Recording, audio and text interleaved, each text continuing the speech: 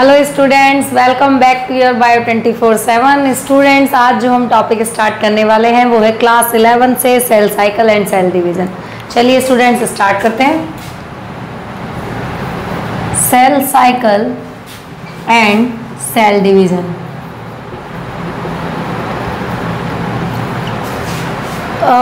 बच्चों, क्या होता है कि कोई भी सेल हमारे बॉडी के अंदर जो सेल हैं वो क्या होते हैं, हील होने के लिए, ग्रोथ करने के लिए क्या करते हैं, डिवाइड करते हैं। अब वो डिवाइड जब करते हैं तो वो एक साइकिल को फॉलो करते हैं। तो वो जिस साइकिल को फॉलो करते हैं वो हम यहाँ देखने वाले हैं। तो ये है अपना cell cycle and cell division. अब अगर मैं यूनिसेलुलर ऑर्गेनिज्म की बात करूँ, यहाँ पे हमारी एनसीईआरटी यूनिसेलुलर और मल्टी सेलुलर दोनों के लिए बातें बताती है कि कैसे इनमें ग्रोथ का प्रोसीजर है। Unicellular and multicellular. Unicellular में ग्रोथ क्या होता है, is synonymous with reproduction. Growth किसके सिनोनिमस है? Growth is synonymous to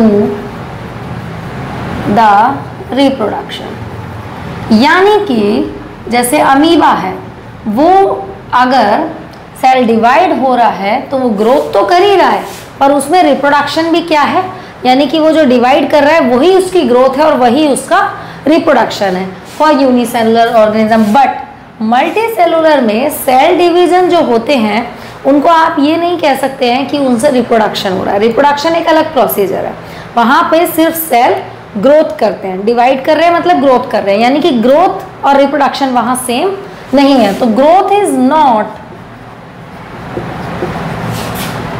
synonymous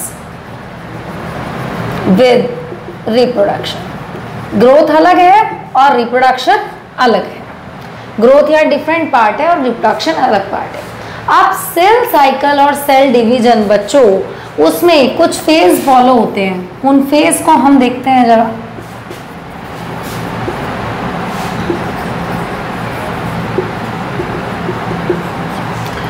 phase कौन कौन से फेज ये फॉलो करता है? First is interphase and second is M phase. Interphase में फिर फर्दर 3 फेज आते हैं, G1, S, G2। Then M phase भी 2 पार्ट्स में डिवाइड है, यानी कि फर्स्ट कैरियोकाइनेसिस होता है। Karyokinesis means what? Nucleus division.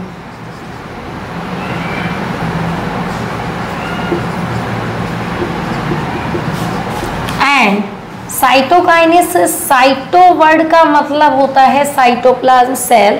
तो यानी कि सेल कह लीजिए, सेल के अंदर कौन भरा हुआ है? साइटोप्लाज्म। तो इसको बोलेंगे साइटोप्लाज्मिक डिवीजन।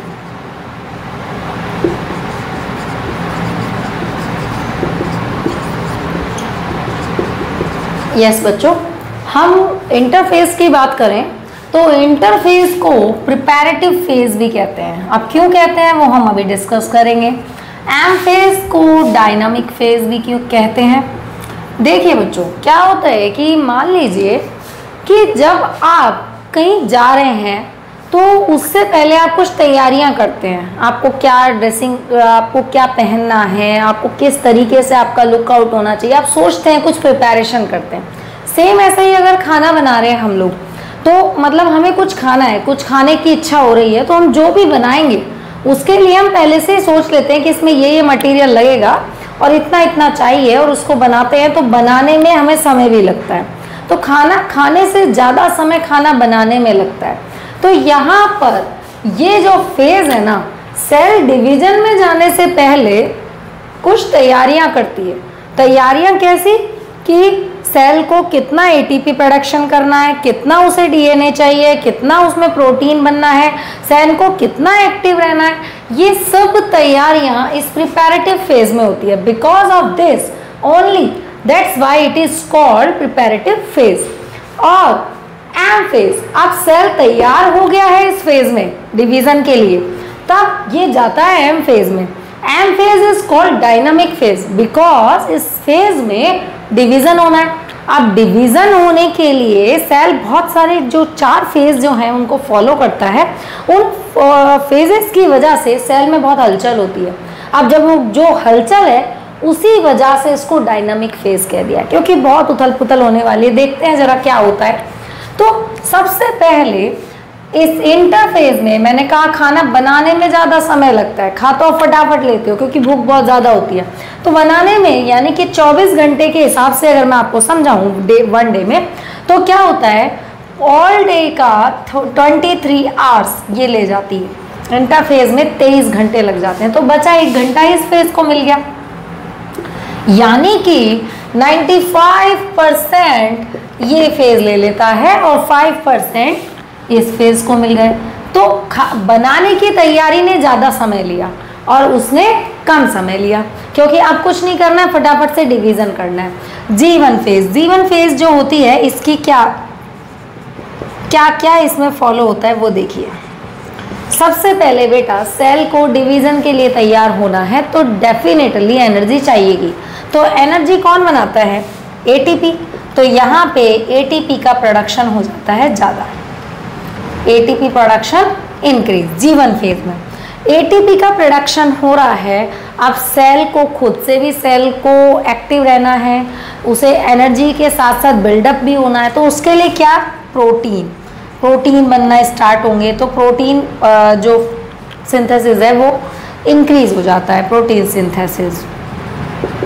अब थर्ड स्टेप, प्रोटीन बनाना है तो यहाँ पर आरएनए भी स्टार्ट हो जाएंगी बनने। यहाँ पर आरएनए बनेंगे, आरएनए सिंथेसिस भी इंक्रीज हो जाएगा। अब पूरी सेल में इतना सब कुछ बन रहा है, प्रोटीन बन रहा है, आरएनए बन रहा है, ये सब सेल जो है एटीपी प्रोडक्शन कर रहा है। तो इस वजह से तो सेल का साइज भी इंक्रीज हो जाएगा, cell size increase. Then cell size increase हो गया। अब सेल इतना सब कर भी रही है तो सेल मेटाबॉलिकली एक्टिव।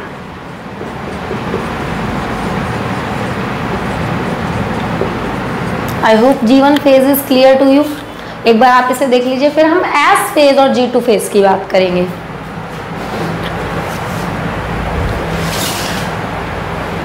चलिए बच्चों, अब हम एस फेज की तरफ चलते हैं कि एस फेज क्या फॉलो करता है। एस फेज में मतलब एस मतलब सिंथेसिस। तो यहाँ पर सिंथेसिस होगा किसका? Synthesis of DNA. पहला पॉइंट, अब डीएनए बन रहा है तो हिस्टोन प्रोटीन भी बन रहे होंगे, तो साथ में डीएनए की पैकेजिंग भी चाहिए ना, तो हिस्टोन प्रोटीन।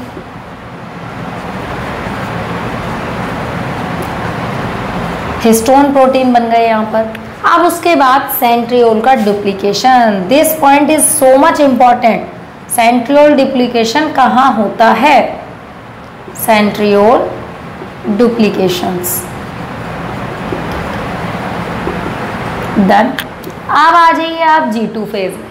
G2 फेज इसमें क्या होता है बेटा? देखो अब सेंट्रियोल्स का डुप्लीकेशन हो गया है, सेल पहुंच गया है किसकी तरफ? G2 फेज की तरफ पहुंच गया है। तो यहाँ पर भी एटीपी प्रोडक्शन, एनर्जी यहाँ पर भी चाहिए, एटीपी प्रोडक्शन होगा। यहाँ पर ट्यूबुलिन प्रोटीन बनेंगे, क्योंकि क्रोमोसोम का जो सेंटर है सेंट्रोमियर वो काइनेटोकोर से बना है, तो उससे अटैच होते हैं स्पिंडल फाइबर।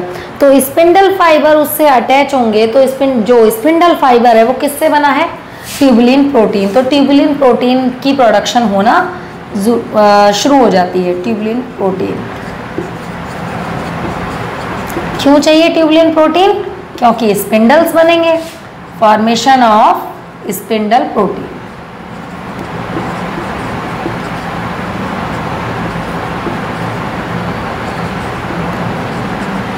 अब कहाँ होते हैं स्पिंडल फाइबर, वो सब हम डायग्रामेटिक रिप्रेजेंटेशन में देख लेंगे। अब आ जाइए कैरियोकाइनेसिस। बेटा कैरियोकाइनेसिस जो है वो कहाँ से है? Nucleus division. अब इसमें कौन कौन से फेज फॉलो होते हैं? देखो इसमें पहला phase prophase, second is metaphase, third is anaphase, fourth is telophase. ठीक है बेटा। Cytokinesis, cytoplasmic division, animal cell और प्लांट सेल में दोनों में साइटोप्लाज्मिक जो डिवीजन है वो अलग अलग तरीके से फॉलो करता है। एक सेंट्रीफ्यूगल है, एक सेंट्रीपिटल है। चलिए उसको भी हम अभी देखेंगे। तब तक के लिए आप इसे देख लीजिए, सेल साइकिल और सेल डिवीजन। स्टार्टिंग के पॉइंट्स यूनिसेलुलर मल्टीसेलुलर में, यूनिसेलुलर जो है वो ग्रोथ क्या है, रिप्रोडक्शन के सिनोनिमस है, यानी कि ग्रोथ ही रिप्रोडक्शन है, रिप्रोडक्शन ही ग्रोथ है। मल्टीसेलुलर में ग्रोथ और रिप्रोडक्शन दोनों चीज़ें अलग हैं। ग्रोथ एक अलग है, वो भी होना जरूरी है, और रिप्रोडक्शन भी एक अलग प्रोसीजर है। सेल साइकिल और सेल डिवीजन कुछ फेजेस को फॉलो करता है, जिनमें दो फेजेस हैं, इंटरफेज और एम फेज। इंटरफेज में 3 और फेज आती है, G1 फेज, S फेज और G2 phase. Then what is G1 phase? G1 phase एक ऐसी फेज है जहां पे सेल को साइज इंक्रीज हो रहा है, सेल का, सेल मेटाबॉलिकली एक्टिव हो रहा है। एटलीस्ट मतलब सबसे पहले सेल जो आएगा वो G1 फेज में आएगा। देन S में, G1 से आने वाला cell as it is S में आया। अब S वाली फेज में जो सेल है वो क्या होगा, डुप्लीकेशन होगा क्रोमोसोम्स का, सेंट्रियोल्स का भी डुप्लीकेशन हो जाएगा। अब S से गुजर के जो सेल G2 में जाएगा उसका डुप्लीकेशन हो चुका होगा। अब वहाँ पे क्या बनेंगे, DNA और हिस्टोन प्रोटीन। G2 फेज में क्या बनेंगे, ट्यूबुलिन प्रोटीन बनेंगे, जो कि स्पिंडल फाइबर के फॉर्मेशन के लिए रेस्पॉन्सिबल है। स्पिंडल फाइबर अभी मैंने आपको बता दिया, डायग्रामेटिक रिप्रेजेंटेशन में आप और अच्छे से देखेंगे। एम फेज डायनामिक फेज है। इस फेज में क्या होता है, सेल में काफ़ी हलचल होती है। काफ़ी हलचल से मतलब जो सेल इतने फेज फॉलो कर रहा है, इतने फेज में कुछ ना कुछ तो हुआ होगा। क्रोमोसोम्स होंगे, उनके साथ कुछ डबल हुए होंगे, कुछ हाफ हुए होंगे, वो सब आपको इस फेज में देखना है। इसीलिए इस फेज को डायनामिक फेज कहते हैं। पूरे डे में अगर मैं आपको समझाने के लिए बता रही थी तो 23 आवर्स ये ले लेता है, 1 आवर्स ये ले लेता है। अब हम एक स्पेशल फेज की बात करते हैं, that is G0 phase. G0 phase it is also called quiescent phase, rest phase, जहाँ पे सेल कुछ काम नहीं करेगा, कुछ टाइम के लिए रेस्ट करता है। What is G0 phase? एक सेल ने पूरा डिवीजन कंप्लीट कर लिया, उसके बाद सेल क्या करेगा, थोड़े टाइम के लिए रेस्ट करेगा, that is called quiescent phase. Now G0 phase मैं स्टार पॉइंट कर देती हूँ, that is quiescent phase. It is also called rest phase. अब एक सेल ने बहुत काम कर लिया है, डिवाइड भी हो गया है, तो वो कुछ टाइम के बाद क्या करने वाला है, रेस्ट करने वाला है। रेस्ट कुछ सेकंड का ही, मतलब इतना लंबा रेस्ट नहीं करना है उसे, वो रेस्ट कुछ सेकंड का। उसके बाद वो वापस से सेल ग्रोथ करती है, तो वो वापस से डिवीजन के लिए प्रिपेयर होगी, फिर आगे डिवीजन के लिए जाएगी। तो बच्चों आप इसे देख लीजिए।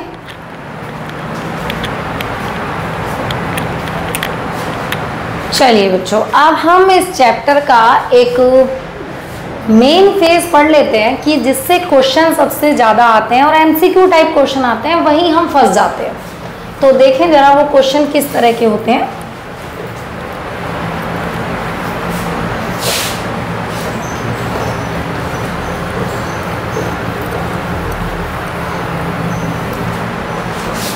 What is N value, what is C value? आपको N वैल्यू और C वैल्यू पता होना चाहिए, क्योंकि आगे आप N और C वैल्यू ही देखेंगे। देखिए N वैल्यू मतलब नंबर ऑफ क्रोमोसोम,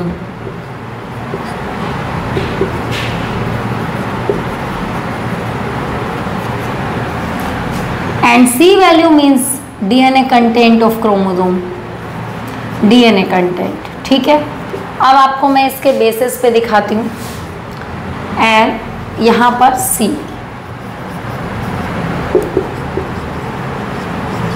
बेटा यहाँ पर मैं क्या ड्रॉ कर रही हूँ, क्रोमोसोम। यहाँ पे क्रोमोसोम कितने हैं बेटा, 1 2 3 4, तो N value is equals to 4। अभी C वैल्यू मान लीजिए ये सेल जिसमें ये क्रोमोसोम रहे होंगे वो S फेज से गुजर चुका है। ठीक है, वो एस फेज से गुजर चुका है। अब एस फेज में तो डुप्लीकेशन हो जाता है, तो वहां पे सी वैल्यू कितना हो गया,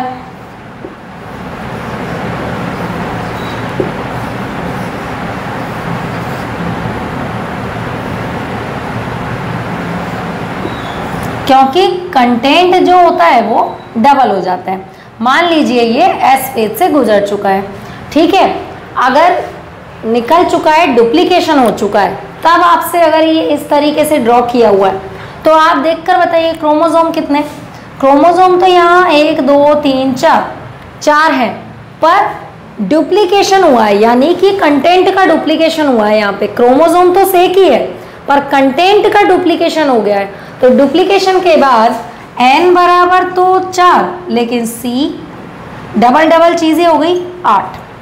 ठीक है बच्चों, यहाँ पे n वैल्यू क्रोमोसोम एक है पर क्रोमोसोम कंटेंट जो है वो डबल हो गया है, एक इसकी एग्जैक्ट डुप्लीकेशन हो गया। ठीक है, अब बच्चों इसी n वैल्यू और c वैल्यू कंटेंट को जो मेजर करते हैं वो मेजरमेंट यूनिट होती है कंटेंट की, डीएनए कंटेंट की पिकोग्राम।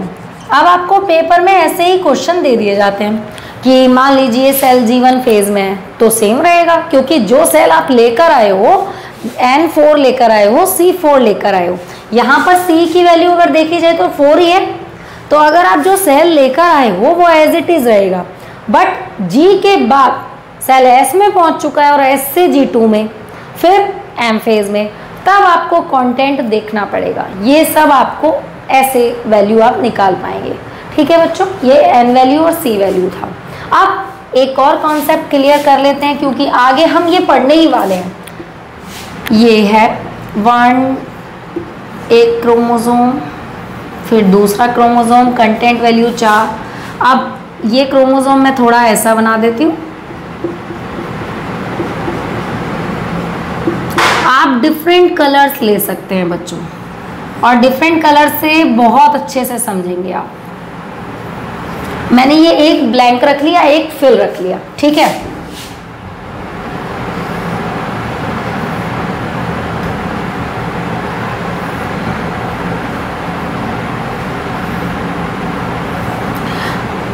ये क्रोमोसोम कैसे हैं, होमोलोगस क्रोमोसोम, और होमोलोगस क्रोमोसोम के कितने pair, 2 pair.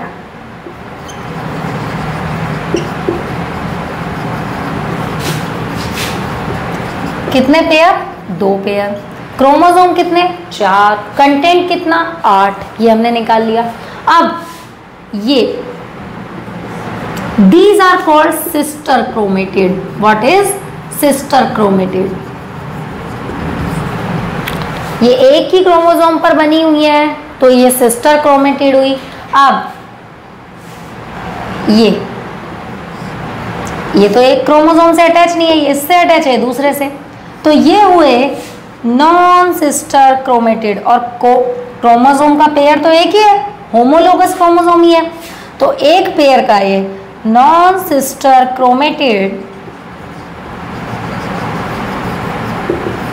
Of homologous chromosome. Done बच्चों। अब ये एक ही उसका है। अब यहां से ये एक पेयर, एक होमोलोगस का है, एक दूसरा है, तो होमोलोगस क्रोमोसोम यहाँ पे एक पेयर है, एक ये दूसरा अलग है। अब ये लेकिन जो पेयर है वो एक दूसरे से तो डिफरेंट है, एक ब्लैंक है, एक फिल है, तो यहाँ पे ये दोनों क्या हुए, ये दोनों हुए नॉन सिस्टर क्रोमेटिड ऑफ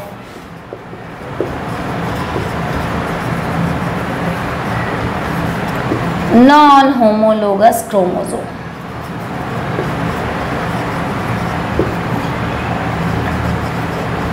देखिए बच्चों, यहां इस लाइन से कंफ्यूज होने की जरूरत नहीं है। होमोलोगस क्रोमोसोम पेयर 1 पेयर 2, तो टोटल 2 पेयर है, बट एक होमोलोगस ब्लैंक है और एक होमोलोगस फिल है। तो यहाँ पे ये दोनों तो होमोलोगस नहीं है, ये दोनों तो एक दूसरे से अलग है, तो यहाँ पे इन दोनों के जो सिस्टर क्रोमेटिड है, ये इसका एक आर्म ले लिया, इसका एक आर्म, तो non sister chromatid non homologous chromosome. अब इसी की होमोलोगस में एक आर्म इसके एक क्रोमोसोम का लिया, एक इसका लिया, तो क्या हुआ, non sister chromatid of homologous chromosome, क्योंकि वो उसी के पेयर से लिया है। अब अगर इस क्रोमोसोम में दोनों बहनें इसी की ली हैं तो सिस्टर क्रोमेटिड। एक बार आप इसे देख लीजिए ताकि आप इसे क्लियर कर लें, फिर हम माइटोसिस की तरफ बढ़ेंगे। चलिए बच्चों, अब हम करेंगे, क्योंकि आपने इतना समझ लिया है, अब हम उसके बाद माइटोसिस की तरफ बढ़ते हैं।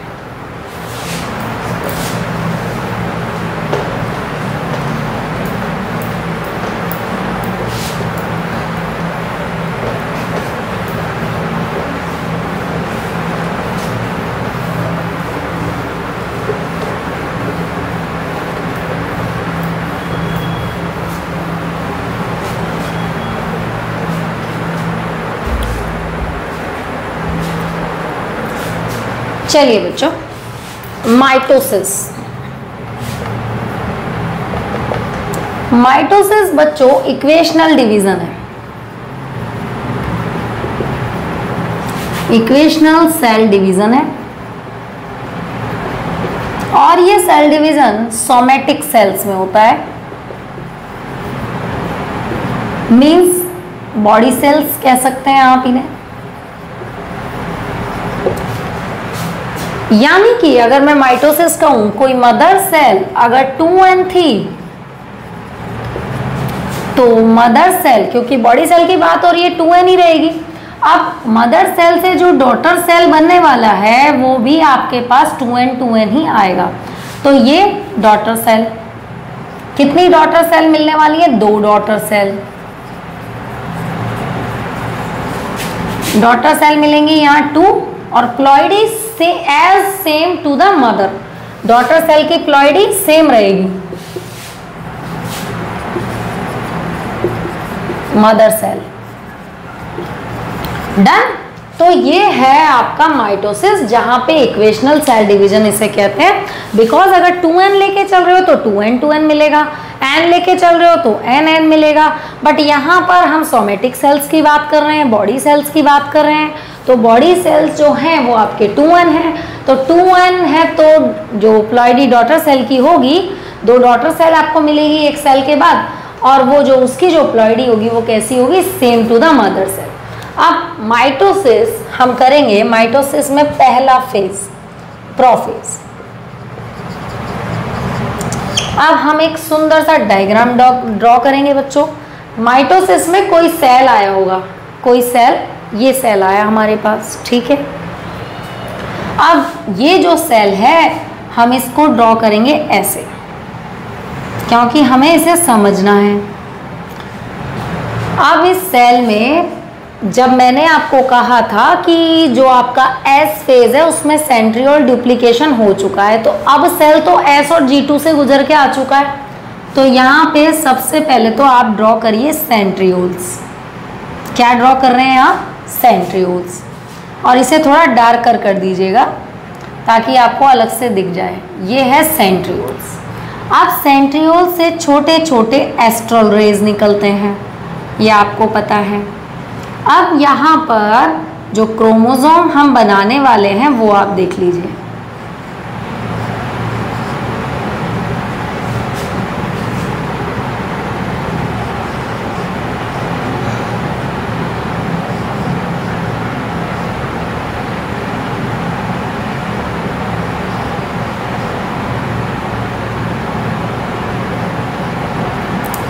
ये बन गए होमोलोगस क्रोमोसोम, ठीक है।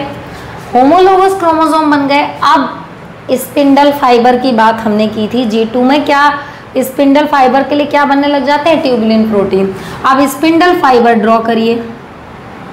स्पिंडल फाइबर 2 टाइप्स के होते हैं, डिसकॉन्टिन्यूस, जो मैं अभी बना रही हूँ वो है डिसकॉन्टिन्यूस, और कॉन्टिन्यूस।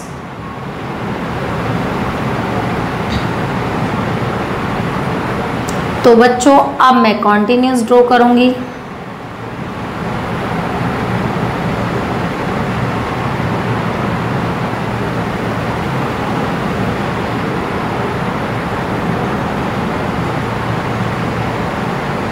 ये मेरा एक डायग्राम पूरा हो गया। प्रोफेज में आपको ऐसी सेल मिली, क्योंकि सेल प्रोफेज में कब आई, जब वो G1, S और G2 कंप्लीट करके आ चुकी है। अब वो एम फेज की तरफ पहुंच गई है, जो कौन सा है आपका, इस सेल डिवीजन की तैयारी हो चुकी है, तैयारी अच्छे से हुई है, उसके बाद ही ये पहुंचा होगा यहाँ।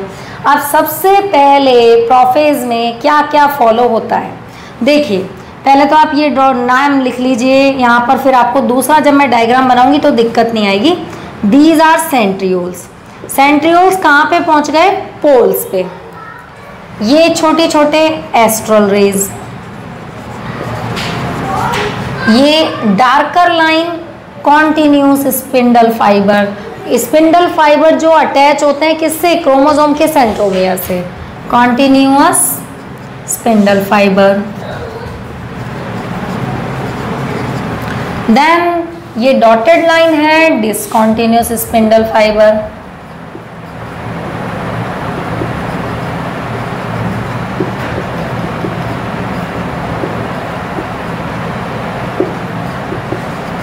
सबसे पहले क्या करते हो, कैरियोकाइनेसिस ही करते हो ना, तो कैरियोकाइनेसिस में न्यूक्लियर डिवीजन है, तो सबसे पहले न्यूक्लियर मेम्ब्रेन डिसअपियर, ठीक है।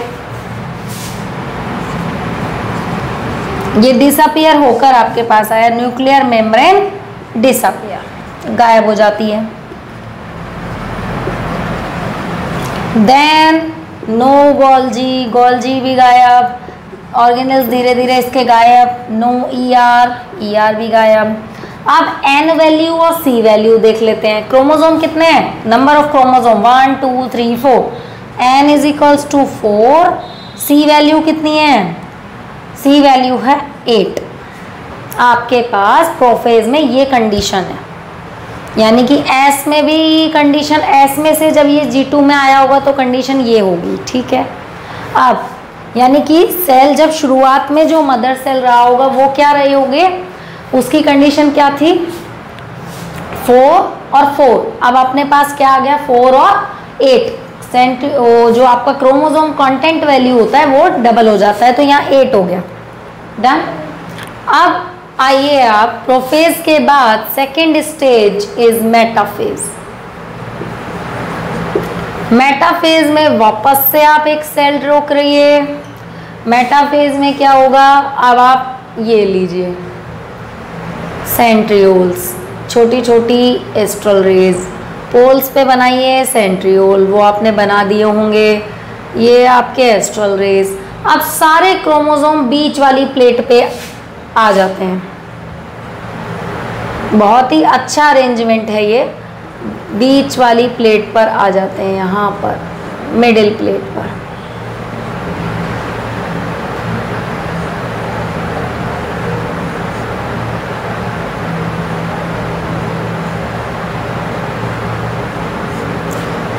अभी वही कॉन्टिन्यूस डिसकॉन्टिन्यूस बनाइए।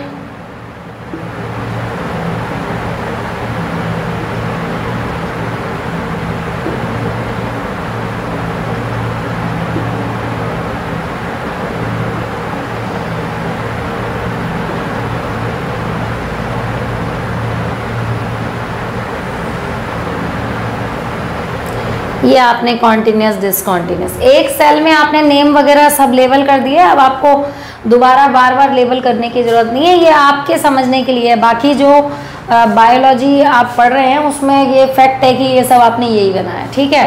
तो chromosomes, homologous chromosomes, right, homologous chromosome are arranged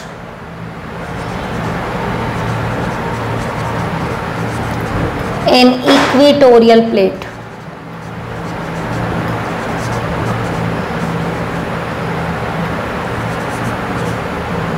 N value 4, C value 8, कोई अभी चेंज नहीं आया। अब हम आ जाते हैं एनाफेज की तरफ। Now what is anaphase, anaphase में क्या हो रहा है बेटा, मेटाफेज से एक क्वेश्चन और आता है कि अगर सेल को मतलब आगे डिवीजन में नहीं जाने देना है तो किस फेज में अरेस्ट कर सकते हैं। इस फेज में अरेस्ट कर सकते हैं। और कौन सा केमिकल है जो लेंगे इसको अरेस्ट करने के लिए? अरेस्ट करने के लिए कोल्चिसिन केमिकल है, एक टॉक्सिक होता है, पॉइजनस होता है, उसे लेंगे तो सेल मेटाफेज पे अरेस्ट हो जाएगी, फिर आगे सेल डिवीजन नहीं कर पाएगी। तो अगर सेल का डिवीजन होने से रोकना है तो इस स्टेज पे रोकना है, ठीक है। अब हम बात करें एनाफेज, वापस से यही बनाइए।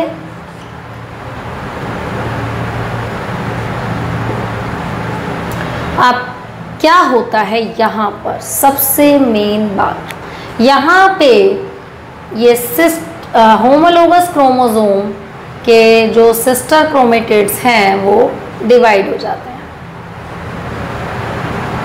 और पोल की तरफ चले जाते हैं। तो ये होता है किसमें?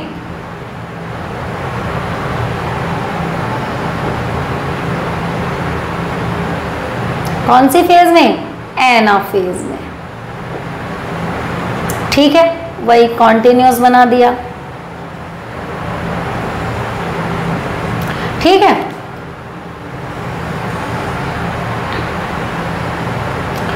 यानी कि अब कौन डिवाइड हुआ? Sister chromatid of homologous chromosomes.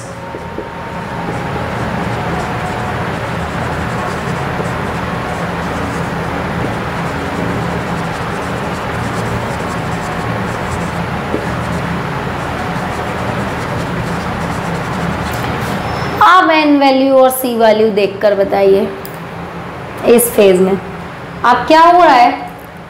N value, sister chromatid divide हो गए हैं, क्या एन वैल्यू क्या सी वैल्यू वो आपको अभी देखने से पता चल रहा है। एन क्रोमोसोम नंबर 4 पर कंटेंट क्या हो गए हैं? हाफ। तो सी वैल्यू कितनी? 4। अब कंटेंट हाफ हाफ हो गए ना, तो सी वैल्यू 4। अब हम करेंगे इसका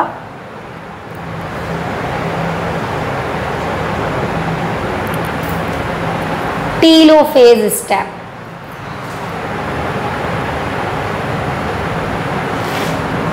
चलिए बच्चों, अब मैं टीलोफेज ऊपर ड्रॉ कर देती हूँ क्योंकि अगर मैं इसको रब करूंगी तो आपको डायग्राम एक साथ नहीं समझ में आएंगे। तो टीलोफेज हम ऊपर ड्रॉ कर लेते हैं।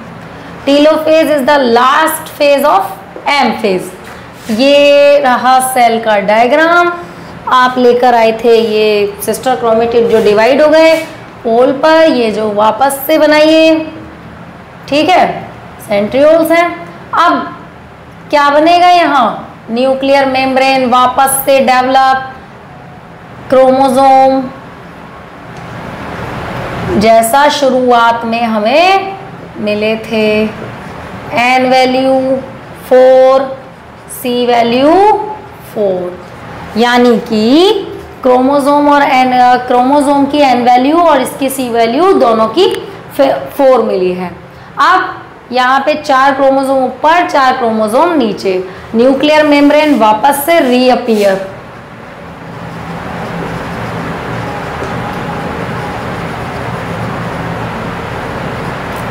गोल्जी ईआर सब रीअपीयर हो जाएगा, जो जो उसमें गायब किया होगा प्रोफेज में वो सब वापस आ जाना है। अब क्या होगा? Karyokinesis done. अब हमें करना है साइटोकाइनेसिस। सो साइटोप्लाज्मिक डिवीजन की ओर हम बढ़ेंगे, तब तक आप इस डायग्राम को देख लीजिए।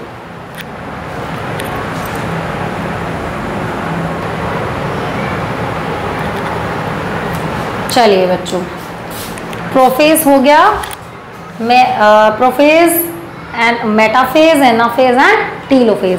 अब लास्ट में जब आप टीलोफेज देख रहे हैं तो आपको कंफ्यूज होने की जरूरत नहीं है, क्योंकि मैंने आपको बता दिया है जो सेल मिलता है वो शुरुआत में हमें ऐसा ही मिला है।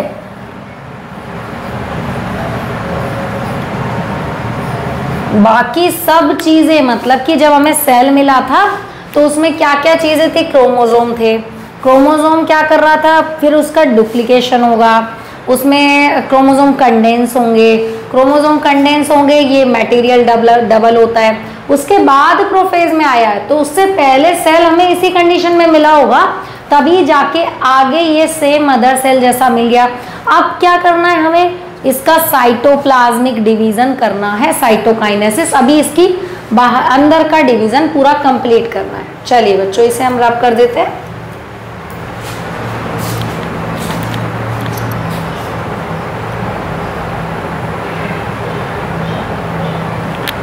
अभी ये बाहर की जो लेयर है ना, इसे आपको वो करना है, ये अलग अलग होगी तभी 2 सेल बन पाएंगे। अभी टीलोफेज के बाद 2 सेल मिले तो सही।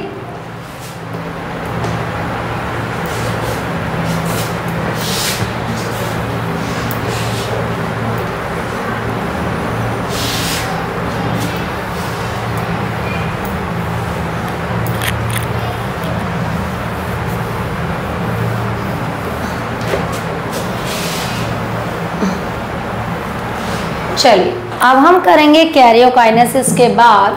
आफ्टर कैरियोकाइनेसिस यानी कि न्यूक्लियस माइटोसिस में ही पढ़ रहे हैं आप, तो आफ्टर कैरियोकाइनेसिस क्या होगा? आफ्टर कैरियोकाइनेसिस न्यूक्लियस डिवीजन क्या होगा?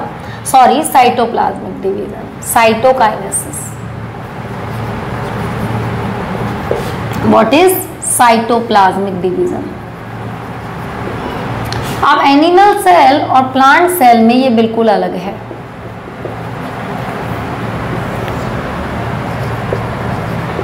Animal cell, plant cell. देखिए बच्चों, एनिमल सेल में सेंट्रियोल्स प्रेजेंट होते हैं, ठीक है। प्लांट सेल में सेंट्रियोल नहीं, नो। तो यहां पर एस्ट्रल रेज बनते हैं, ठीक है, यहां पे नो। तो ये वाला जो डिवीजन है इसको एनेस्ट्रल डिवीजन भी कहते हैं। प्लांट सेल का जो डिवीजन है उसे क्या कहेंगे? एनेस्ट्रल सेल डिवीजन।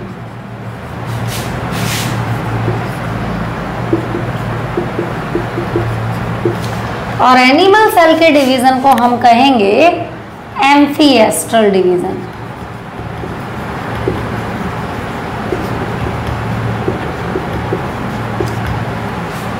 और एनिमल सेल का साइटोप्लाज्मिक डिवीजन सेंट्रीपिटल, सेंट्रीपिटल, और इसका जो होता है वो सेंट्रीफ्यूगल। यहां पे फरो बनती है, यहां पे प्लेट, सेल प्लेट मेथड। अब कौन सी सेल लेकर आए थे हम? टीलोफेज के बाद ऐसी कुछ सेल लेकर आए थे।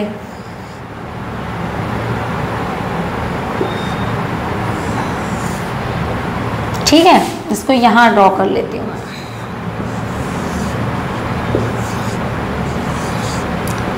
एक,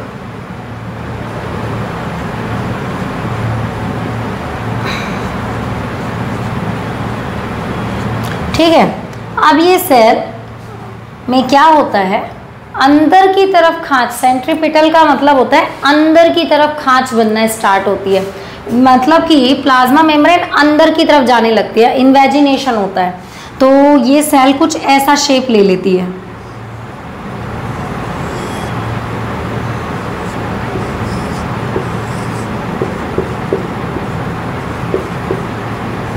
ठीक है बेटा, आप यानी कि आप इसमें एरो ऐसे डाल लीजिए ताकि आपको समझ आ जाए। तो अब फाइनली जो आपको सेल मिलेगा वो डिवाइड हो सका है, उसका साइटोप्लाज्मिक डिवीजन भी हो चुका है। तो ये आपको 2 सेल आपके सामने मिल गए, 2 डॉटर सेल आपके सामने मिल गए जिनमें क्रोमोसोम कितने हैं? 4। अब आ जाइए सेल प्लेट मेथड। ये मिला आपको इसमें। अब इसमें भी सेम, टीलोफेज के बाद अगर प्लांट सेल रही होगी तो आप ऐसी सेल लेकर आए होंगे।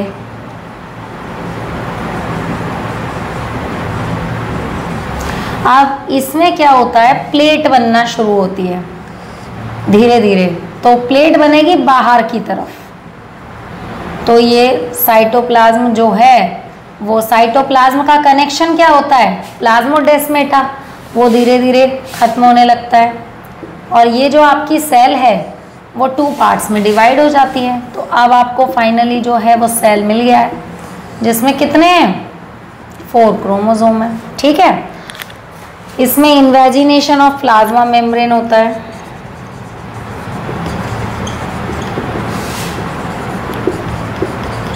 इसमें सेल प्लेट बनती है। देखिए बच्चों, 2 सेल के दीवारों के बीच में जो कनेक्शन होता है उसको मिडिल लैमेला जो प्लेट बनाता है। मिडिल लैमेला किसकी बनी होती है? कैल्शियम पैक्टिनेट की बनी होती है। और साइटोप्लाज्मिक कनेक्शन 2 सेल के लिक्विड के बीच का connection that is called plasmodesmata. तो यहाँ पर सेल प्लेट मेथड। चलिए, आपका सेल डिवाइड हो गया, आपने कैरियोकाइनेसिस कर लिया, prophase, metaphase, anaphase, telophase done. Mitosis के बाद फिर उस फेज के बाद आप करते हैं cytoplasmic division, that is also done. अब हम नेक्स्ट वीडियो में पढ़ेंगे मियोसिस। मियोसिस को हम पढ़ेंगे, उसमें आपके देखेंगे, क्योंकि माइटोसिस तो इक्वेशनल है, मियोसिस जो है वो रिडक्शनल है। उसमें क्या क्या होता है हम नेक्स्ट वीडियो में देखेंगे। तब तक बेटा पढ़ते रहिए, चैनल को लाइक शेयर सब्सक्राइब करते रहिए। थैंक यू बच्चों।